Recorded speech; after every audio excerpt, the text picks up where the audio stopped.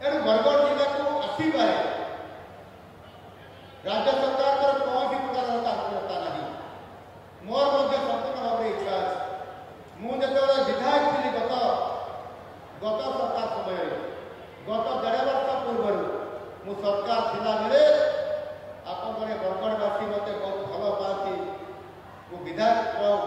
मुख्य सचेतक थी मत डाकी बरगढ़ जिला मुझे आसी पद्मपुर को आसी पद्मपुर महोत्सव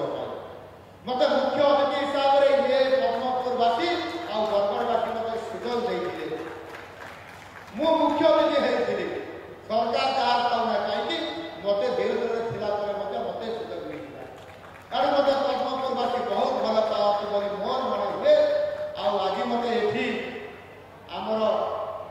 अश्विनी षडंगी महोदय मानव विधायक थे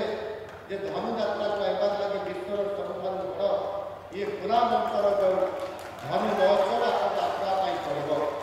मत निमंत्रण धरी कले ना मत कहले आपको आसवाई पड़ो मोर भी भारी इच्छा थिला जे मोर राजनीतिक कैरियर भितर मु धनु आपंकर ये धनुଯାत्रा महोत्सव को मु एक्चुअली वास्तविक थरे भी आसिक देखा सुजोग सौभाग्य प्राप्त हो पारि ना मु भावुली काले जदि मत बरगढ़वासी अनुरोध करेंगे कि विधायक मैंने कहे कि सांसद कहे अनेक दिन बसी थी केत कहले हट मारदी मुझे आसली संगे संगे असली बाबू मत निमंत्रण देले नहीं मत निर्देश देला भाया कहीदे आपको आसवाई पड़ो मु राजी निश्चित भाव में आसली खाली ये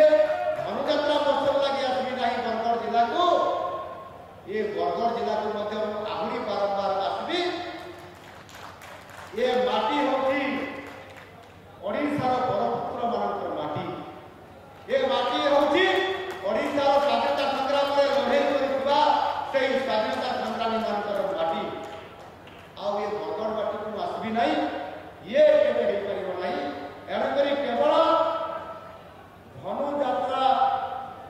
महोत्सव आसबी ना पूर्वर बरगढ़ जिला को आसबी ये निष्पत्ति नहीं सारी डिसेम्बर मस आसबी डिसेम्बर मस 31 तारीख में आसबी आपंकर यही पद्मपुर को पुणी आसबी आपंकर भेष को आसबी महापुत्र जहाँ ना ये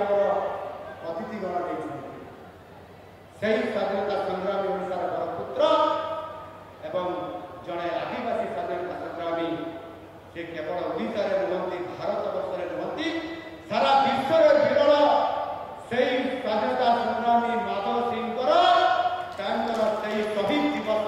ये पालन कराए से शहीद दिवस पालन करने बरगढ़ पवित्र ये शहीद माटी को